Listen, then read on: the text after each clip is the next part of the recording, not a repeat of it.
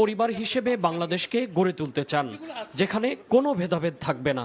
বড় রকমের একটা বিভেদের আওয়াজ শুনছি।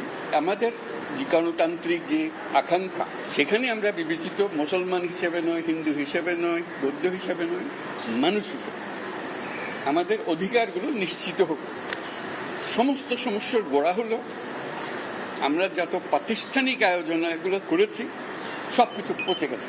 ন্যায় বিচার হলে কে বিচার পাবেন আমাদের বলেন?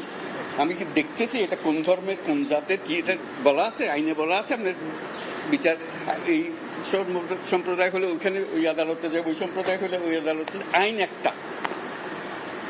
কার সাধ্য আছে সেখানে বিরোধ করে যে এর রকম একটা ওর রকম একটা? এটা হতে পারে না। এ সময় প্রধান উপদেষ্টা গ্রামীণ ব্যাংক প্রতিষ্ঠার সময় তার কিছু অভিজ্ঞতার কথা তুলে ধরেন। তিনি বলেন, গ্রামীণ ব্যাংকের সুবিধা গ্রহণের জন্য তারা যেমন হিন্দু মুসলমান বিবেচনা করেননি,